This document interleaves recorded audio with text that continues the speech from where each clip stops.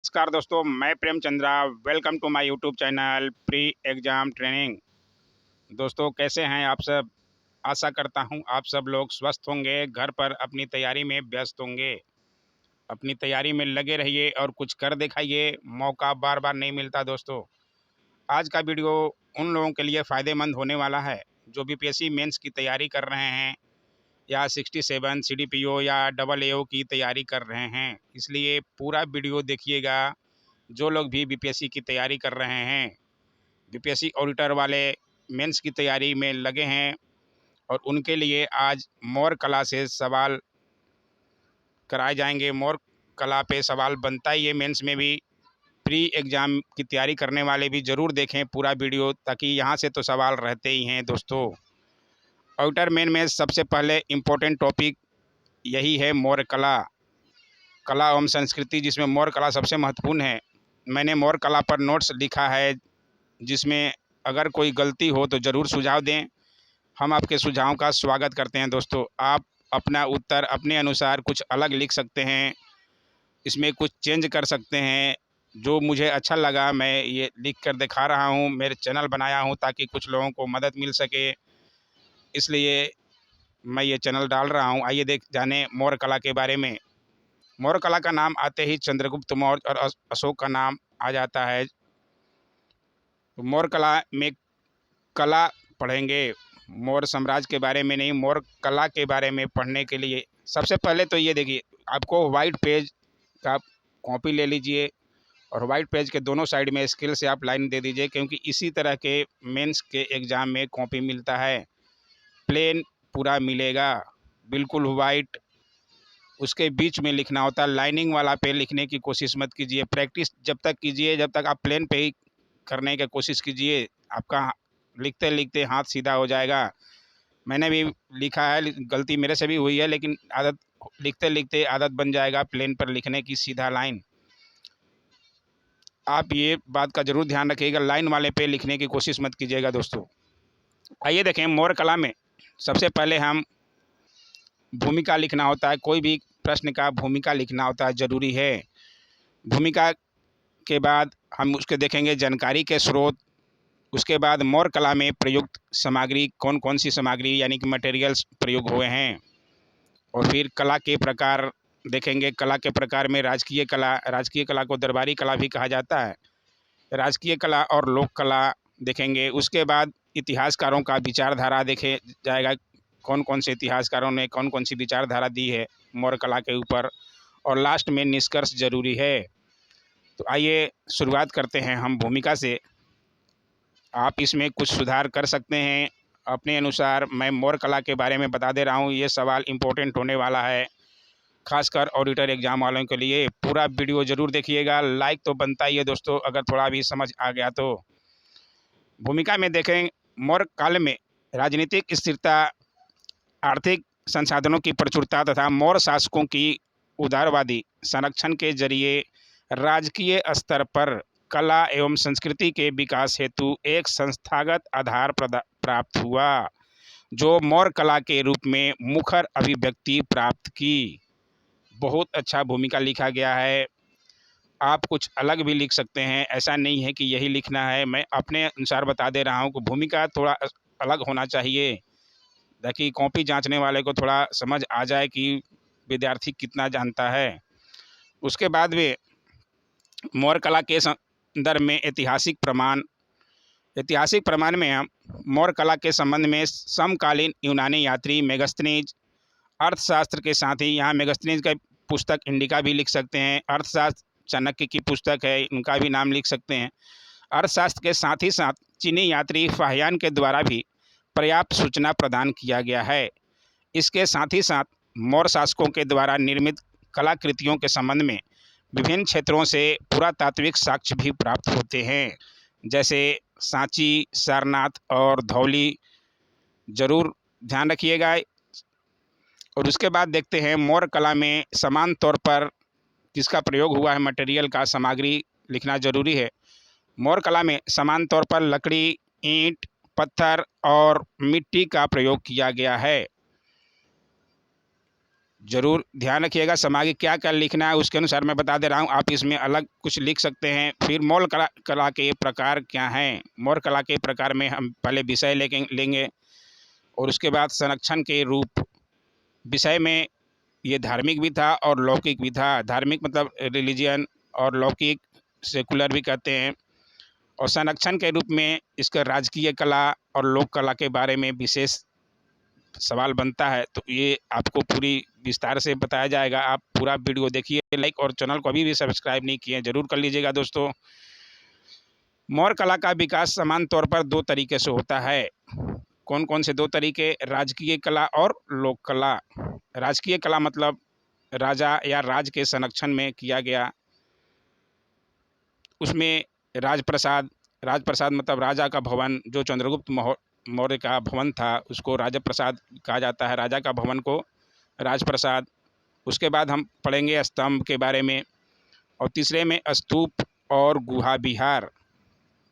चारों के बारे में ये राजकीय कला में आ गया। और लोक कला में हम, ये लोक कला समान लोगों की कला होती है, ये ध्यान रखिएगा।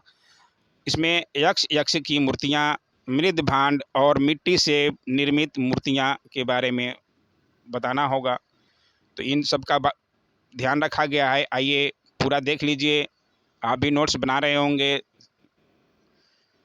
आइए देखें राजकीय कला। राजकीय कला में मौर्य का राजप्रसाद मतलब मौर्य का राजभवन, चंद्रगुप्त मौर्य का राजभवन के बारे में है। मौर्य शासक चंद्रगुप्त मौर्य एवं अशोक के द्वारा अपनी राजधानी पाटलिपुत्रा में एक भव्य विशाल राजप्रसाद का निर्माण करवाया गया था, जिसके बारे में मेगस्थनीज एवं फाहियान के द्वारा भी उल्लेख किया गया है। मेगस्थनीज ने भी कुछ कहा है, लेकिन यहाँ हम फाहियान का लिखते हैं। फाहियान कहता है, ऐसा भवन मानव निर्मित नहीं हो सकता। ये एक इन्वर्टेड एक कॉमा के अंदर ही लिखना है, ये ध्यान रखिएगा। ऐसा भवन मानव निर्मित नहीं हो सकता। मौर्यकालीन राजप्रसाद के संदर्भ में कुम्हरार एवं बुंदली बाग से सूचना प्राप्त होता है, इसलिए ध्यान रखिए हर जगह कुम्हरार ही ज़्यादा दिया हुआ है, लेकिन बुलंदी बाग मैंने कहीं देखा तो मुझे अच्छा लगा, मैंने लिख दिया है। उसके बाद हम देखते हैं स्तंभ के बारे में। स्तंभ में मौर्यकालीन कला की सबसे सुंदर हस्ताक्षर है। ये स्तंभ को मौर्यकालीन कला की सबसे सुंदर हस्ताक्षर कहा जाता है, ये ध्यान रखिएगा। और मौर्य शासक अशोक के द्वारा अपने शासन के विभिन्न भागों में स्तंभों को स्थापित करवाया गया, जिसके ऊपर अशोक ने अपने विचारों को अभिलेखों के माध्यम से उत्कीर्ण करवाया है। अशोक के स्तंभ को धम्ब स्तंभ भी कहा जाता है, ध्यान रखिए, धम्ब स्तंभ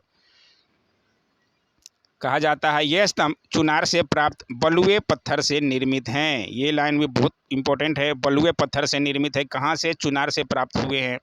इनका स्वरूप एकास्मक है। एकास्मक मतलब एक ही पत्थर से तराशा हुआ, उसको एकास्मक कहते हैं। अलग अलग पत्थर का प्रयोग नहीं हुआ है।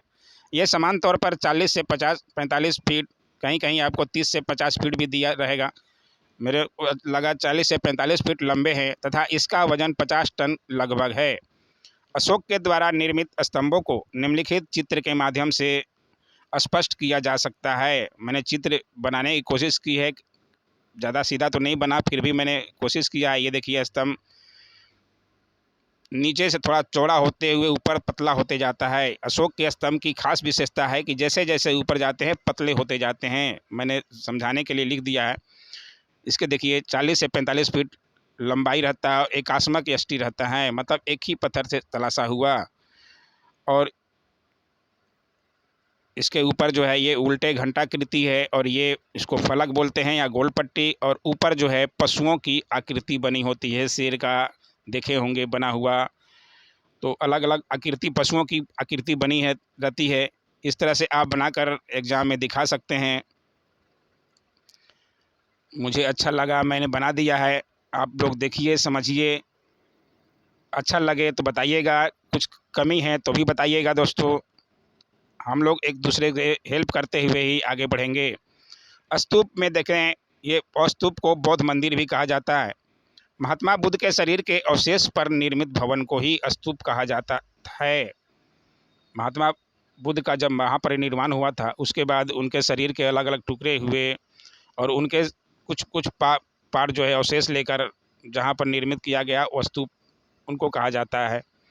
लगभग 84,000 स्तूपों का निर्माण करवाया गया है। हालांकि ये बात अतिरंजित प्रतीत होता है, लेकिन इस बात को भी खारिज नहीं किया जा सकता है कि अशोक के द्वारा अपने समय में भगवान बुद्ध के सम्मान में कुछ स्तूपों का निर्माण करवाया गया। इनमें से प्रमुख सांची का स्तूप, भरहूत एवं सारनाथ का स्तूप प्रसिद्ध है। नाम सुने होंगे आप लोग भी, तो इनका जरूर लिखिएगा। इन स्तूपों के निर्माण में ईंटों एवं लकड़ियों का प्रयोग किया गया है। स्तूपों का निर्माण मैदानी भागों में किया गया है।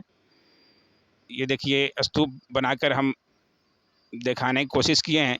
पहले ये स्तूप होता था, ये पहले बनता था ऐसे गोला बना, ये नीचे का ये चबूतरा हुआ, चबूतरा इसको कहते हैं।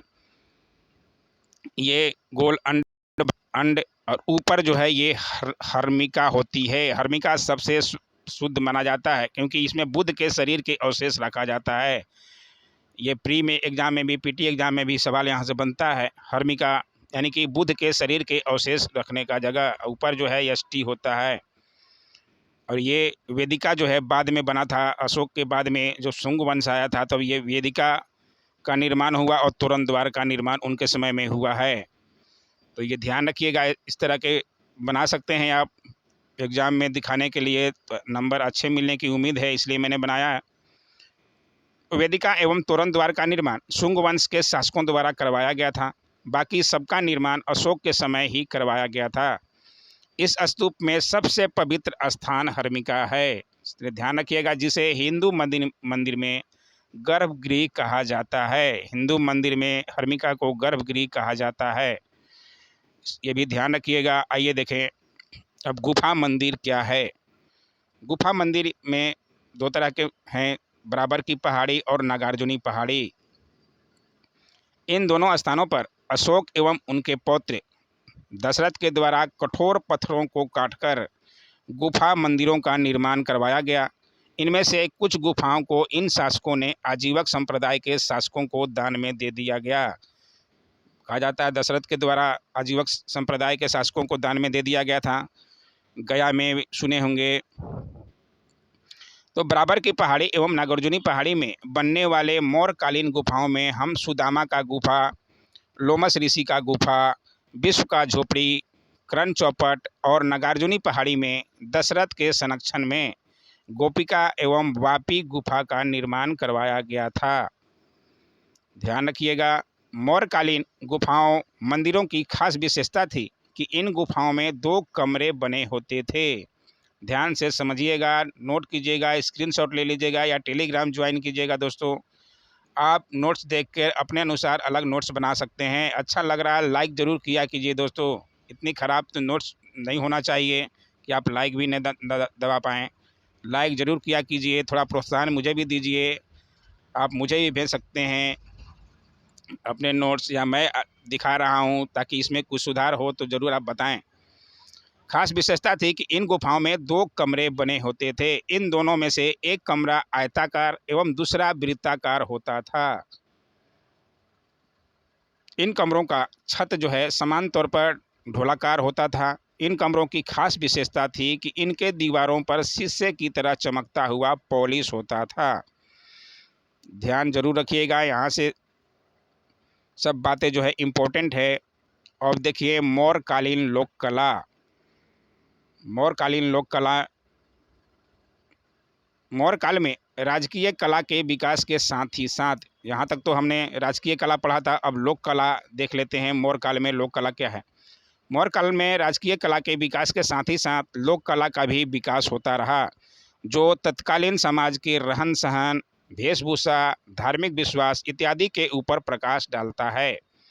लोक कला का साक्ष्य हमें मथुरा, विदिशा, दीदारगंज, सारनाथ इत्यादि स्थानों से प्राप्त होते हैं। मौर्य काल में यक्ष एवं यक्षियों की मूर्तियों का निर्माण में कलाकारों के द्वारा सामग्री के रूप में पत्थरों का प्रयोग किया गया है। इसके साथ ही साथ इस काल में मिट्टी से निर्मित मनुष्य, पशु एवं पक्षी आदि की आकृति भी बनाई गई है। ध्यान से समझते हुए चलिएगा। आपको क्या सवाल मैं पूछ रहा है उसके अनुसार ही जवाब दीजिएगा। मैं यहाँ पूरा विस्तृत बता दिया। मौर्य काल में एक विशेष प्रकार के मृद भांडों का निर्माण करवाया गया, जिसे हम NBPW यानी कि नॉर्थर्न ब्लैक पॉलिश वेयर कहा जाता है। यह मृद भांड मुख्य रूप से तत्कालीन समाज के धनी व्यक्तियों के द्वारा प्रयोग किया जाता था। मृद भांडों का भी जिक्र है। अब आइए देखें मौर्य कला के संबंध में इतिहासकारों का क्या क्या विचार थे। मेन इतिहासकार में आपके मार्शल और व्हीलर थे। मार्शल और व्हीलर नाम ध्यान रखिएगा। इतिहासकारों के अनुसार अशोक का स्तंभ वास्तव में ईरानी शासक डेरियस प्रथम के कला से प्रभावित है। जरूर ध्यान रखिएगा यहाँ नाम इनका। लेकिन मार्शल का यह तर्क गलत है, क्योंकि डेरियस का स्तंभ जो है संरचनात्मक है, मतलब अलग अलग पत्थरों का यूज किया गया है। उसमें विभिन्न प्रकार के पत्थरों का यूज किया गया, जबकि अशोक के स्तंभ जो है एकात्मक हैं, मतलब एक ही पत्थर के तरासे हुए हैं। इस बात को आपको ध्यान रखना। अंतर अगर पूछे इतिहासकारों का मत दिखाना हो तो ये लिखना जरूरी है। यानी एक ही पत्थर को तराशा गया है और पशुओं की आकृति भी बनाया गया है अशोक के स्तंभ में। सबसे बड़ा अंतर है डेरियस का स्तंभ किसी भवन का हिस्सा था, जबकि अशोक का स्तंभ जो है खुले आसमान में मैदानी भागों में निर्मित किया गया है। ये खास अंतर है। इतिहासकार मार्शल एवं व्हीलर का उद्देश्य था प्राचीन भारत में स्थापित गौरवशाली कला का परंपरा को खारिज करते हुए भारत पर सांस्कृतिक साम्राज्यवाद के विचारों को आरोपित करना था। इसलिए ये विचार भी हो गया यहाँ पे। इतिहासकारों के जो भी विचार थे उनको भी बता दिया गया। उसके बाद प्रभाव क्या पड़ा ये इस पे आइए देखते हैं। मौर्य कला ने प्राचीन भारत में सर्वप्रथम कला एवं संस्कृति को एक संस्थागत आधार प्रदान करते हुए बाद के कला एवं संस्कृति के विकास हेतु एक आदर्श स्थापित किया, जिससे प्रेरणा लेते हुए शुंग, सातवाहन, कुषाण और बाद में गुप्त कला का विकास हुआ। प्रभाव में हम कह सकते हैं कि मौर्य कला ने आगामी कला के विषय में एक आदर्श दिया, विषय दिया, पद्धति दिया, सामग्री दिया, ताकि कला के विकास में आप पत्थरों, ईंटों, लकड़ियों एवं मिट्टी का प्रयोग कर सकते हैं। कैसा लिखा हुआ आप जरूर बताइएगा। बौद्ध धर्म ने मौर्य कला के विकास में कैसे योगदान दिया। अब आइए देखते हैं। ये सवाल क्योंकि रहता ही है। सवाल में आप देखे होंगे प्रीवियस ईयर सवाल भी मैं करा चुका हूँ, सारे सब्जेक्ट का ऑप्शनल का भी करा चुका हूँ। तो कैसे योगदान दिया बौद्ध धर्म ने मौर्य कला के विकास में। 261 BC में कलिंग युद्ध के बाद अशोक युद्ध नीति को भेरी घोष भी कहा जाता है, भेरी घोष को छोड़ दिया और उसके स्थान पर अशोक ने धम्म घोष को अपने राज्य का शासन बनाया। जरूर ध्यान रखिएगा, धम्म क्या है ये आगे बताया जाएगा। धम्म घोष को अपने राज्य का शासन बनाया और अशोक भगवान बुद्ध का सबसे बड़ा अनुयायी बन गया। और अपने संरक्षण में अशोक के द्वारा जिन कलात्मक कला संस्कृति का विकास किया गया, उस कला पर बौद्ध धर्म का प्रभाव परिलक्षित होता है और इसका उल्लेख अशोक ने अपने अभिलेखों में किया है। आइए देखें कौन से अभिलेखों में किया है। अशोक अपने दूसरे एवं 7वें लेख में कहते हैं कि धम्म क्या है, यानी अशोक के द्वारा धम्म की परिभाषा जो है दूसरे एवं 7वें लेख में किया गया है, जो यह इशारा करता है कि अशोक की जो नीति है बौद्ध धर्म से प्रभावित हो चुकी थी और अशोक के समय में निर्मित स्तंभ तथा स्तूप के निर्माण में कहीं न कहीं बौद्ध धर्म का प्रत्यक्ष प्रभाव दृष्टिगोचर होता है। ध्यान रखिएगा, दृष्टिगोचर होता है। उसके बाद लास्ट में आपको निष्कर्ष लिखना होगा। हर सवाल का निष्कर्ष लिखना होता है। निष्कर्ष में भी हमने बहुत सावधानी से लिखने की कोशिश की है, लेकिन कुछ भी गलत भी हुआ तो आप बताइएगा कहाँ गलती हुआ है, इसलिए मैं दिखा रहा हूँ दोस्तों। निष्कर्ष में यद्यपि मौर्य कला में विशेष तौर पर अशोक के कला पर बौद्ध धर्म का प्रभाव परिलक्षित होता है, लेकिन अशोक ने बौद्ध धर्म के साथ ही साथ अन्य धर्मों को भी संरक्षण दिया, क्योंकि अशोक एक मानवतावादी शासक था। इसलिए वह कला के विभिन्न धर्मों को संरक्षण दिया, न कि केवल बुद्धिजीवियों को ही। इसलिए ये यहाँ निष्कर्ष भी निकला। पूरे सवाल का निष्कर्ष क्या निकला, प्रभाव दिखा दिया गया, सब तरह से दिखा दिए गए। वीडियो कैसा लगा आप ज़रूर बताइएगा। आप स्क्रीनशॉट उम्मीद है ले लिए होंगे। अब बाकी के लिए आप टेलीग्राम ज्वाइन कर लीजिए। कैसा लगा वीडियो ज़रूर से ज़रूर कमेंट कीजिएगा दोस्तों। Don't forget to like share comment and subscribe my YouTube channel. Thanks for watching my YouTube channel.